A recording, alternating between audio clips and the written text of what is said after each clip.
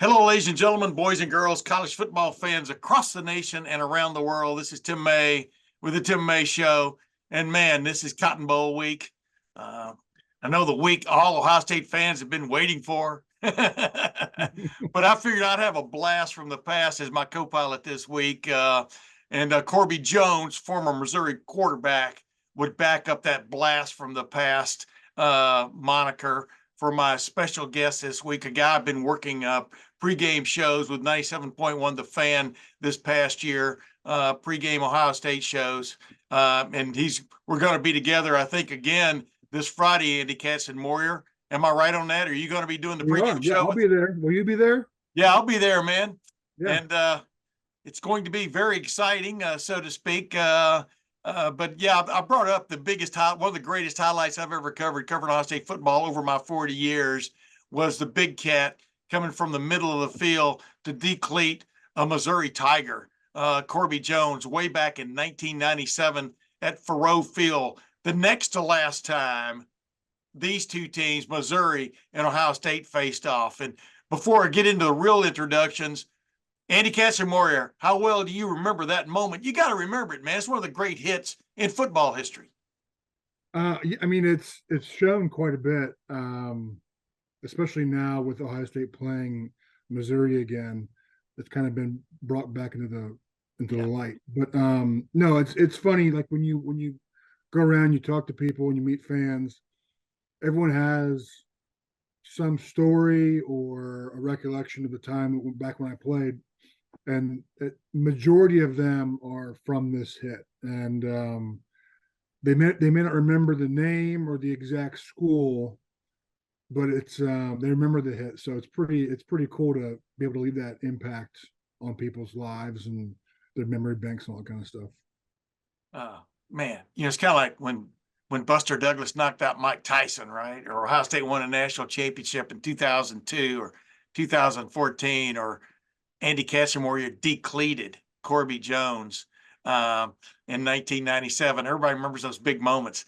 I'm not overplaying that, man. I remember it like it happened 5 seconds ago in my brain. And it's really interesting because that was an Ohio State team on the rise that year. Remember, y'all were that was supposed to be a sort of a rebuilding year. 96, y'all had that sort of surprise great team, but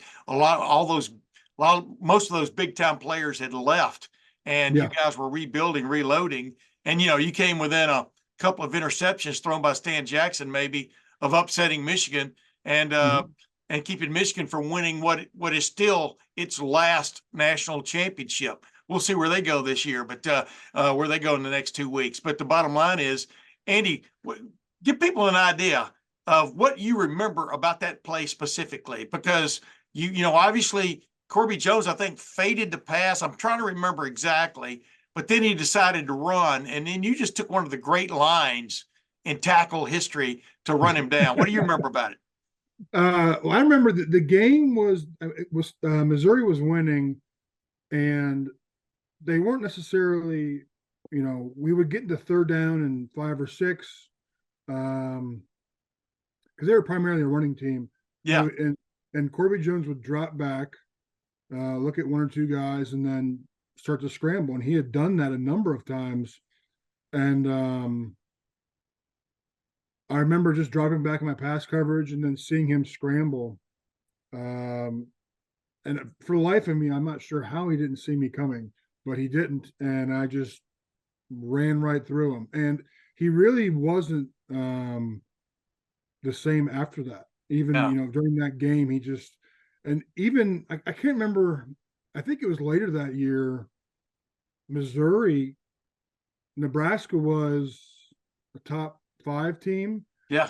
I think they upset Nebraska in Missouri, and he ran all over them that game. Anyways, so he was a very, very good player, but just didn't seem to be the same after the fact for that game. Yeah, exactly. I wouldn't have been either. Most average humans wouldn't have gotten up from that, and then I'd have been looking for my shoes. But that's another story. That wouldn't be the first time I was looking for my shoes, but that's another story. Yes. Bottom line, y'all played those guys back to back in 97 and 98, beat them both times. And the interesting thing is you guys, Missouri and Ohio State have only played 12 times going into this game in the Cotton Bowl on Friday night, December the 29th, in Jerry World, AT&T Stadium in Arlington, Texas. Missouri's only beaten Ohio State one time, and ironically, I happened to be at that game. That was the first year I moved to Ohio from Texas, and I was a student at Ohio State, and I had the worst one of the worst seats in the entire Ohio Stadium back then, because that was before they dropped the field and raised the stands and all that stuff. And we were right at field level in the north end zone when Missouri drove down, had this great drive, and upset Ohio State with scored a touchdown. Pete Wood scored a touchdown, then it went for two and got the 2 points and upset Woody Hayes and Ohio State 22-21, I think was a score. It was 1 point anyway. But it's funny what you remember, right, from football. And what I want to get to with here is y'all played them 2 years in a row. What did you think about back then playing Missouri? What do you remember about it? I know it wasn't a big circle on your schedule, but they were a decent program, right? Yeah, they were good. We knew they had good athletes. They weren't, back when I was in school, we always play a couple of MAC schools. I remember playing like a Pitt. We always have like a decent non-conference opponent. Yeah. Or outside, like whether it be obviously a Pitt or Missouri. I'm playing Arizona. We had I think we had a decent pre Big Ten schedule that kind of got us tuned up. Yeah. And Missouri, we knew they were good. Back then they were in the Big 12. So we weren't necessarily, we didn't overlook them at all. Like you said, back in '97, we were coming off losing a lot of veterans on the defense and even offense. So it was our first true road test in that year. And it was a little shaky until really that hit came on Corby. And then we kind of turned on the gas and just took off from there. Yeah. And we won pretty decisively. I'm not sure if the score said that, but yeah, I thought after that play that kind of changed the whole momentum of the game. I agree. I mean, y'all won 31-10, I think was the final score there. And then the next year in Ohio Stadium, y'all beat them 35-14. So y'all kind of basically handled business there against Missouri. That was a long lead in, a long intro, but ladies and gentlemen, I enjoyed covering Andy Katzenmoyer when he was at Ohio State. Obviously, remember he was in this day and age, Andy, you would have been a bonus baby. You know what I mean? When you came to Ohio State, you'd have had NIL deals stacked up. I think you would have been representing probably 3 car companies, probably a luggage company. Who knows? I mean, probably an investment firm. But the bottom line is you were one of the big recruits ever at Ohio State in terms of a must-get situation right out of Westerville South. And here the Buckeyes are coming off a loss to Michigan, 6-point loss to Michigan, 11-1. Everybody thought the world ended with that loss at Michigan a few weeks ago. But now Ohio State's getting ready to play Missouri in the Cotton Bowl, a major bowl game. Back then, if you didn't get in the BCS championship game back when you played, then the other bowl games were still considered big time. The BCS actually started your last year at Ohio State in 1998. But and remember how close y'all came to making that field. I won't bring up that Michigan State game. Is that okay? That's fine. It's one of those, it's still a game that I can't figure out what the heck happened. So yeah. It's kind of like an auto race where you've got a big lead, and then all of a sudden your car just starts sputtering, and the guy goes right by you and wins. But that was Nick Saban. Just think, what would Nick Saban be today if he hadn't pulled off that victory? You know what I mean? You ever think about things like that? Yeah, I know. That's crazy. He probably wouldn't be where he is, right? No, he probably wouldn't. But then again, who knows? I know. Tricky Nicky, but he's got it going. He's in it. But one reason I'm bringing you up is I wanted to ask you. You endured a couple of big losses at Ohio State. You and your teammates did. What do you remember about getting back up for like the Rose Bowl, for example, in 1996? Now, the caveat here is y'all had clinched the Big Ten championship and a Rose Bowl berth for the first time since what, 1984, the week before with a win over Indiana. Then you got beat by Michigan at home, but then you go out to the Rose Bowl and you're playing, Jake Plummer and those guys, Arizona State in the Rose Bowl. I guess, I don't know. These guys, there was some thought that this team might not be up for this Cotton Bowl, but they all swear they are as they head into it. But what do you remember about getting back up for the Rose Bowl? Was it difficult at all? No, it wasn't. It wasn't difficult to get up for any game after you lose. It's we lost when I was there. We lost to Michigan in '96 and '97. Both were very, very close games. We went on to play in the Rose Bowl in '96 and then the Sugar Bowl in '97. Yeah. And neither game, like it didn't take, there was no problem about motivation for us. It was more about going out and making sure that we show up and we do our, that's why we went to Ohio State, to go out and play the game. And so I'm not sure why there's this sentiment that these players wouldn't be excited about going out and competing. For me, I remember so we beat Michigan in '98 and we played Texas A&M in the Sugar Bowl again. Yeah. And I pretty much knew it would be my last game, and there wasn't a thought in my mind that I'd miss that game. So I could, because it would be my last game, it'd be a shame for me to not be able to have my teammates out there competing one last time and I wouldn't be there with them. So, there's guys that may not come back. And for those guys, wishing them the best of luck, in your future endeavors and in your career and all that. At the same time, go out there and have fun. Like college football is so fun. Like it's fun as a fan now, and it is fun as a former player to watch. And then thinking back and even talking to my teammates, like we had so much fun. And you build these friendships for life. So it's something that only a small fraction of anyone who plays football actually gets to enjoy.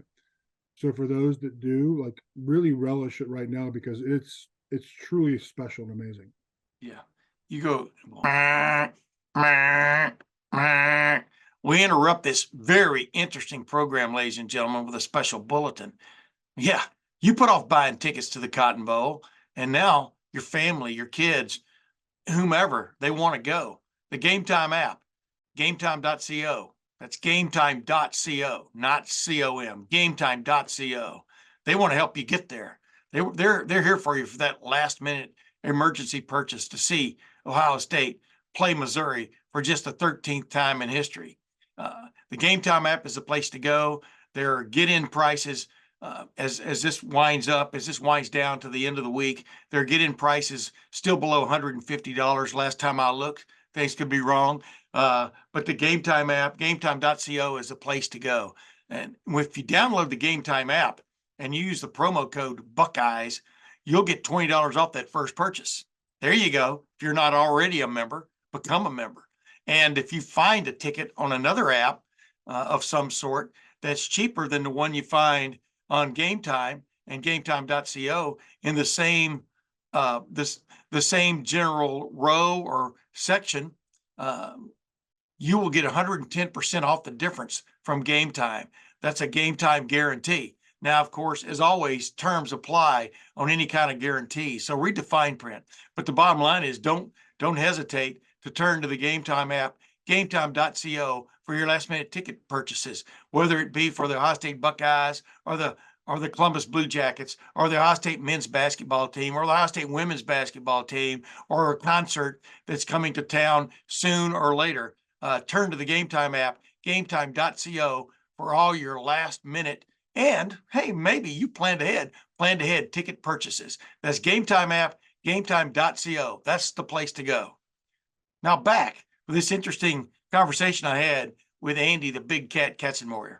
Back then, you went from college football to a big business, right, in the NFL. Uh, and yeah, the difference between the two was crazy. Now, Andy, what do you think about the current situation? I'm not getting you to kind of slam, current players, current coaches, current administrators, but what is your take on a situation, number one, where you can make a lot of money in college football now with the name, image, and likeness, and yet, there's still bigger money out there for the big time players in the National Football League, and they face these they face these decisions of, you don't want to put your, an average person maybe doesn't want to put themselves in jeopardy, right, for that one last game for good old Ohio State. But there is a lot at stake for these guys, right? Of course, yes. Like, it's their, they have goals that they have set for themselves. You're talking about changing, like, the kind of money you can make nowadays in the NFL, but even in college, like, is really life-changing kind of money. Yeah. And the difference for me, compared to now, obviously you have, we couldn't get paid. Or if you did, you ran that fine line about getting caught. And so if there were guys that I played with that I knew that they didn't come from means, they didn't have, this was going about, they're making this decision because they want to take care of their family, like legit take care of their family. Yeah. And for those guys, like, you absolutely understand.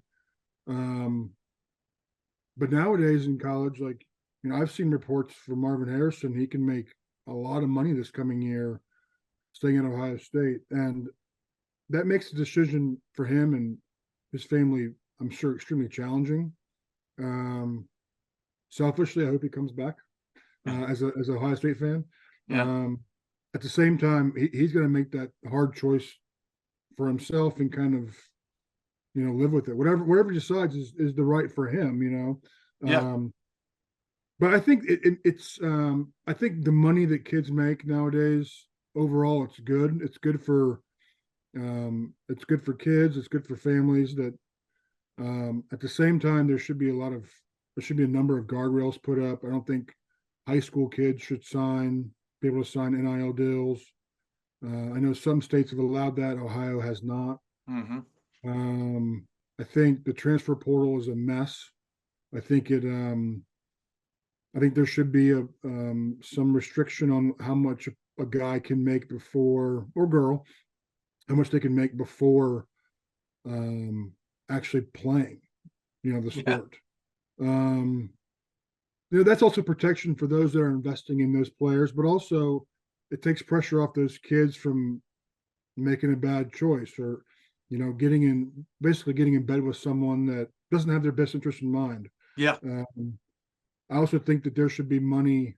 They should only be able to access so much money, and the rest of it should be put away in some kind of fund, because the reality is these kids aren't going to play forever. They may not, even if they go to the NFL, the average career is 3 years. And so if they can go out and make that money now, great, go do it. But also be smart enough to put that money away. And so really you can't, they can't get in trouble, because I can attest that when I come from a family that understands money, and they were blue class, but they understood, like, they both worked and they both understood the value of a dollar, and they taught me that. At the same time, you would not be amazed the people that came out of the woodwork after I went to the NFL and got a little bit of money and that kind of stuff, and the dumb proposals people gave me about giving them money and this and that.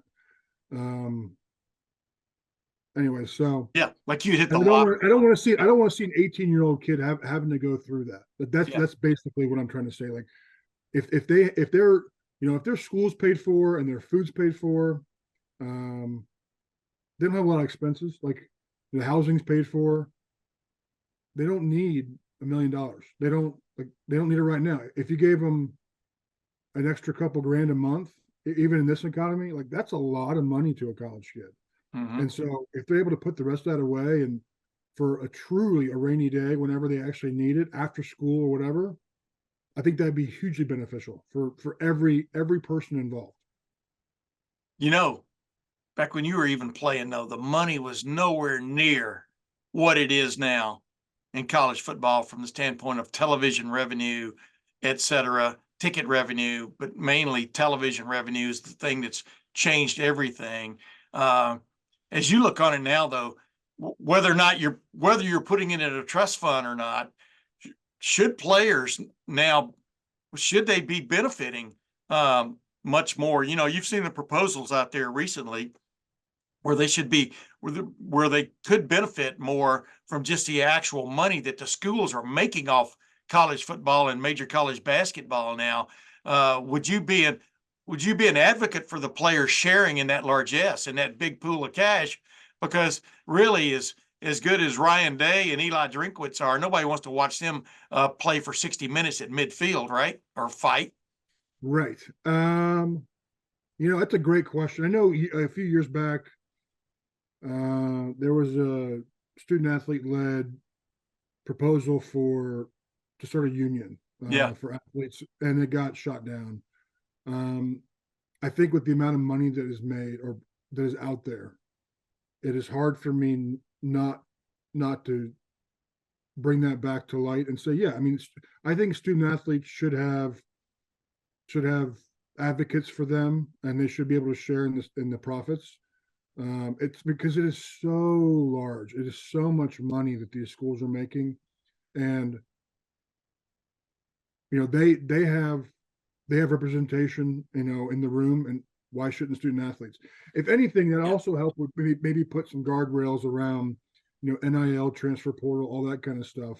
yeah, You could also set up restrictions on, how much money a school can actually spend um, on, paying players, or however, you have a salary cap, and, per team, per school, per whatever, yeah, and really truly, help the players out, but also help the schools out, because we've all seen these different schools from around the country that have no problem spending the money, and if they keep that up, they'll just keep on spending and spending and spending until they win.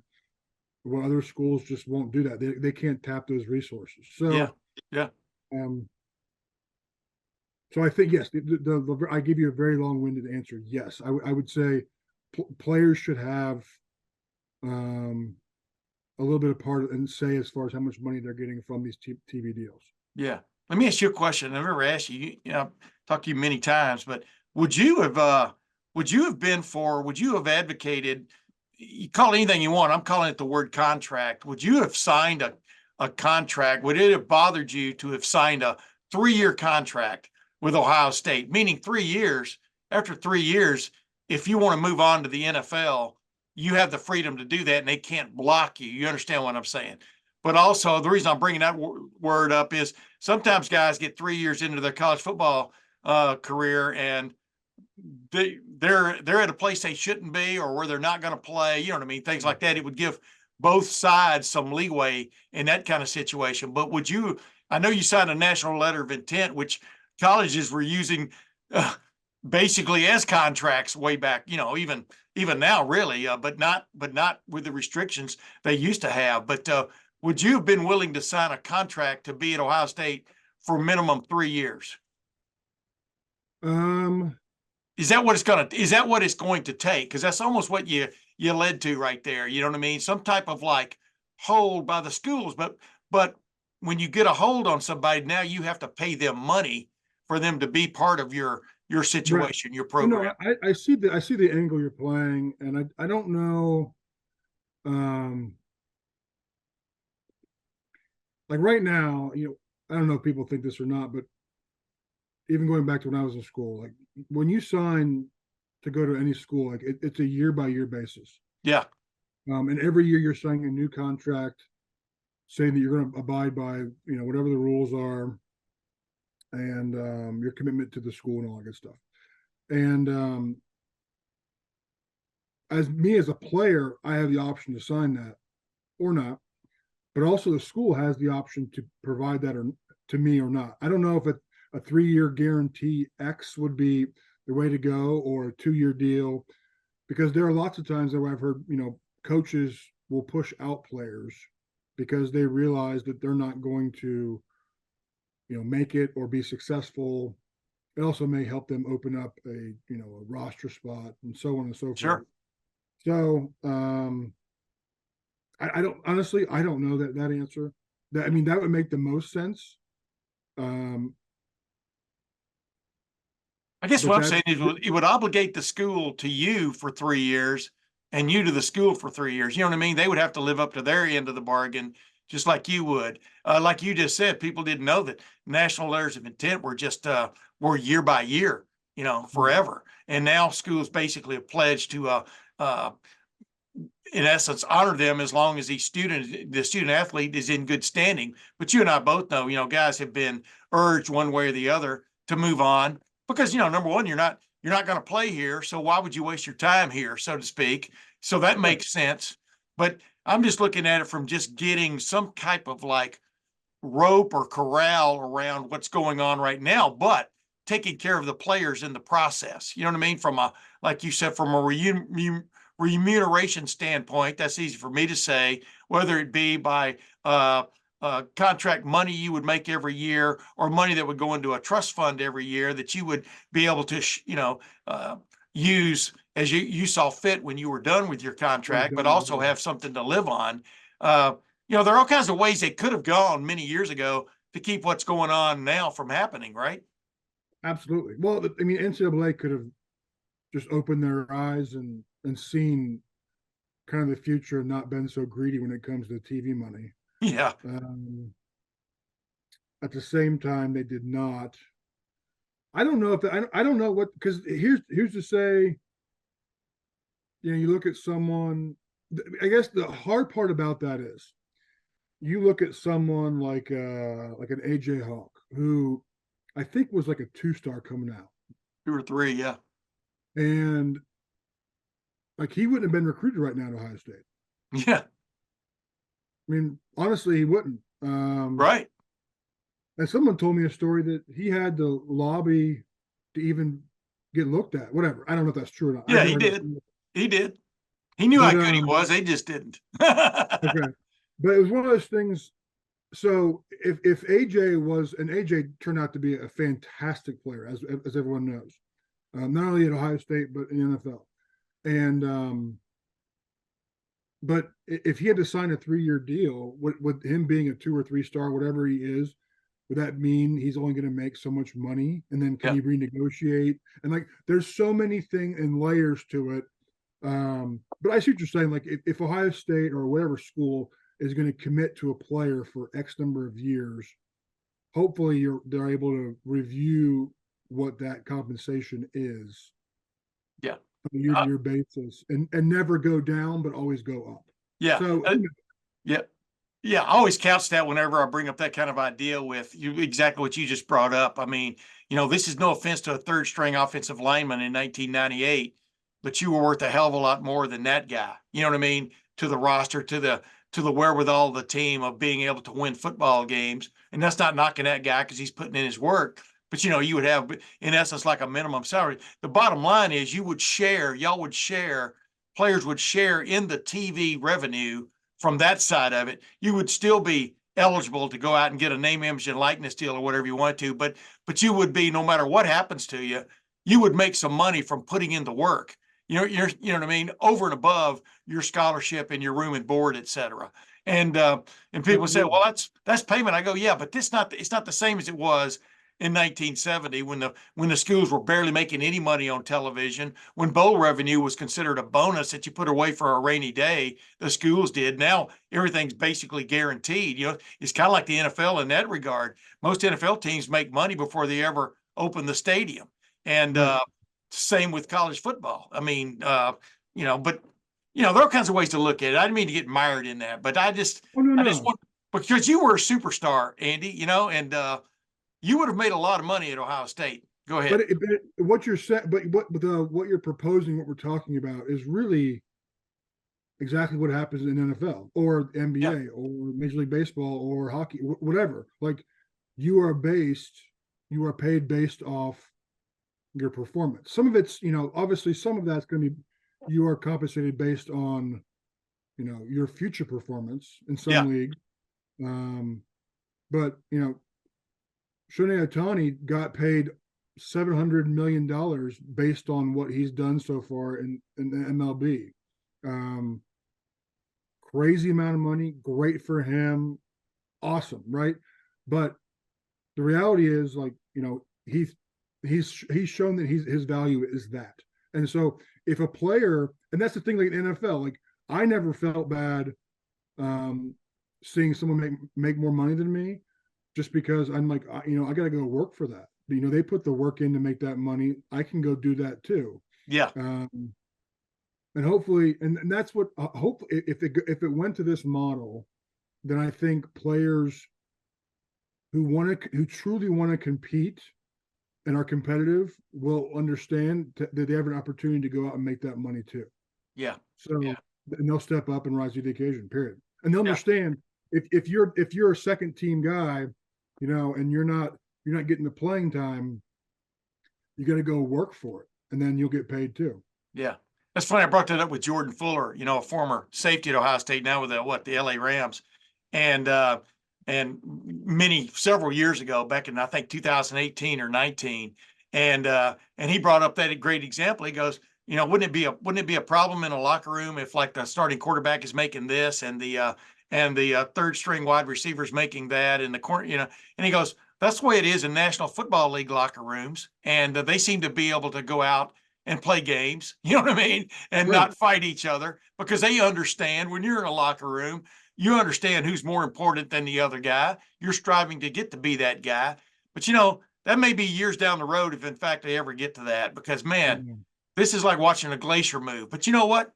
Glaciers are moving a little bit faster now because of global warming, and the glaciers are moving a little bit faster now in the NCAA because of the name, image, and likeness and the transfer portal collision, right? So who knows, man? Maybe you don't have to hold your breath that long. What do you think?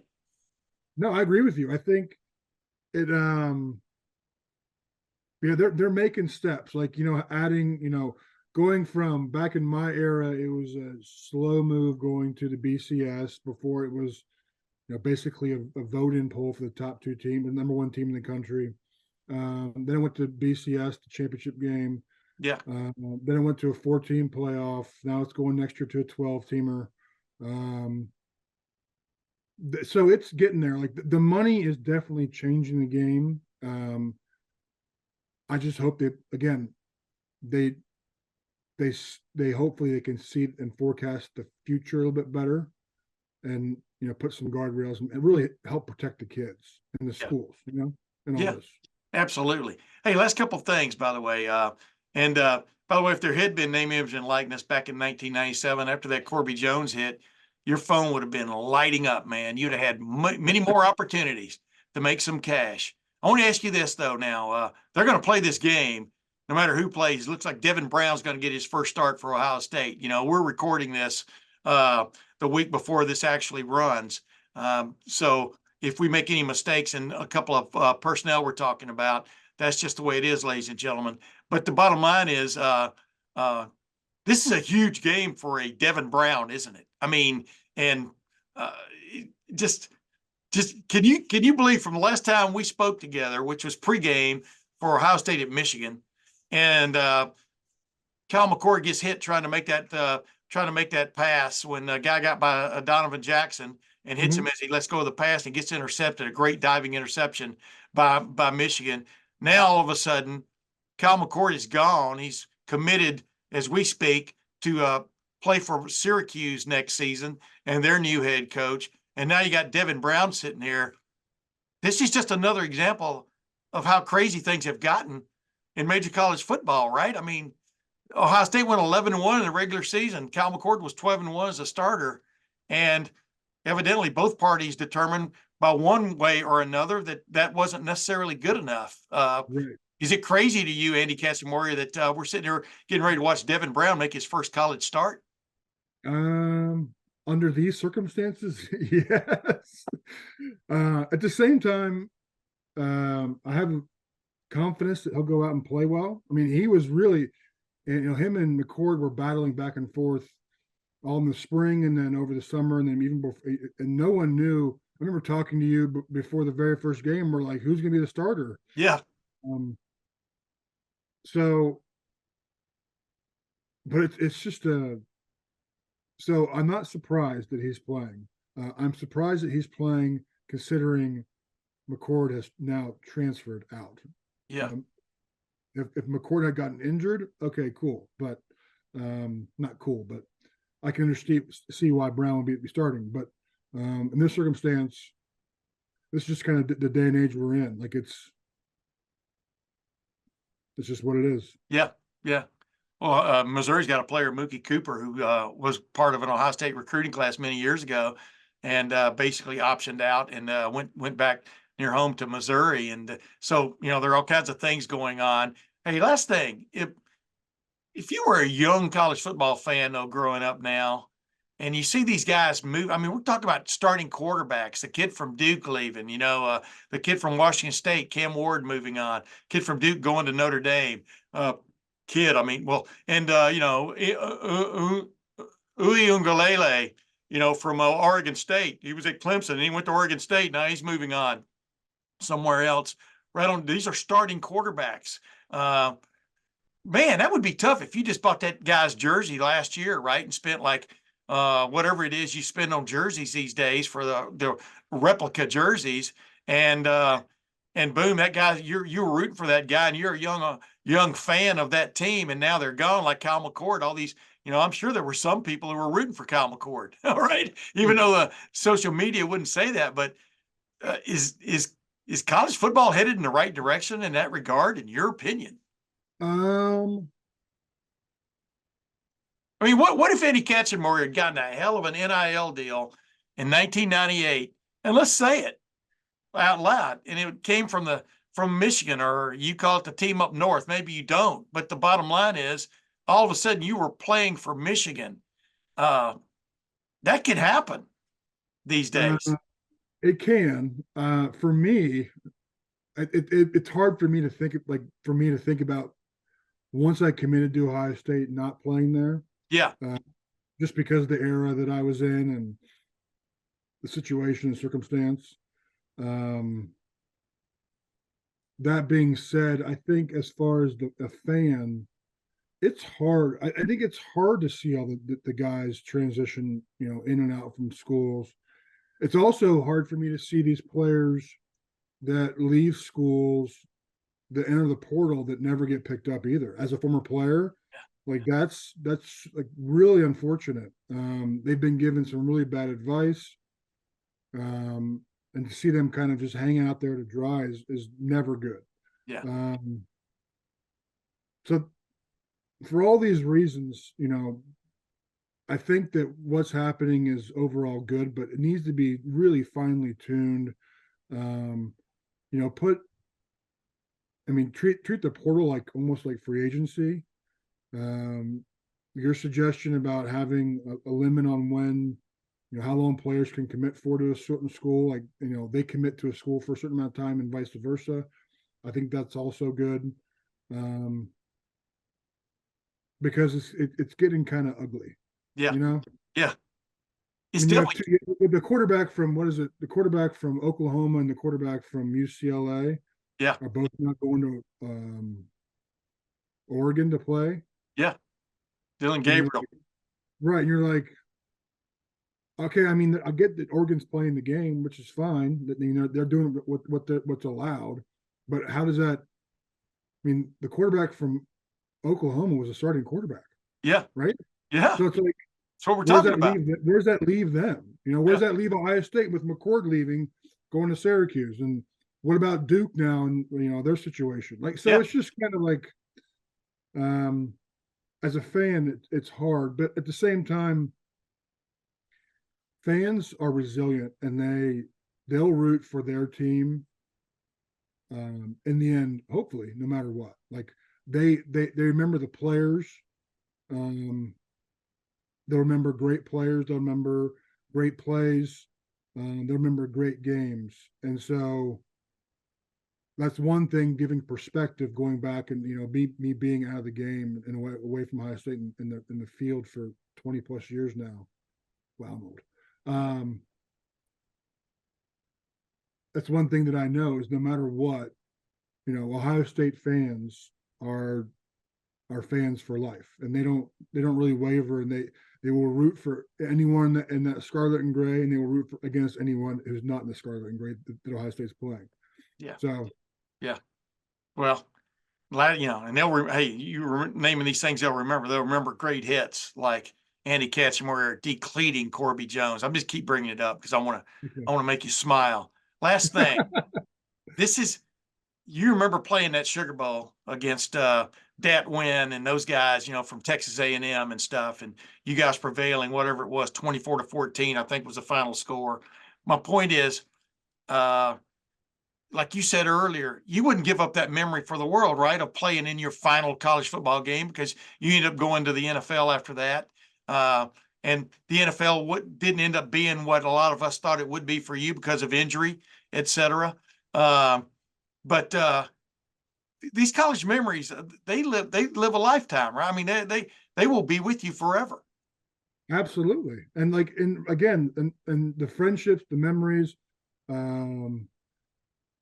yeah, it's the camaraderie that you build, and the memories that you have from all the effort, all the work. And it's the time when you are going from a late teenager all the way into manhood. Like, you are figuring out who you are, and you're doing this with the same age people, and you create this special bond with these guys that is so unique. It's so different. It's so it's lifelong. Like, there are guys that, if I get in a jam, I can truly call them, and they're teammates of mine that would be there, and they have been there for me. When things get hard and I need advice or whatever, like, they're there, and vice versa. So, and it's something that I truly cherish about the experience I had at Ohio State. It's pretty awesome, Yeah, gotcha. Well, we'll see who ends up getting that last experience, that last memory for Ohio State as they take on Missouri. Andy Katzenmoyer, though, some memories live on forever, man. And like I said, it wasn't just that Corby Jones hit. There were a lot of great plays by Andy Katzenmoyer at Ohio State. He knows I'm buttering him up. I can't talk anymore, Andy, just so I can throw you in the toaster later, right? But Andy, thanks for joining me, man, on the Tim May Show. Thank you. I appreciate you having me. And until next week, ladies and gentlemen, we'll see you then.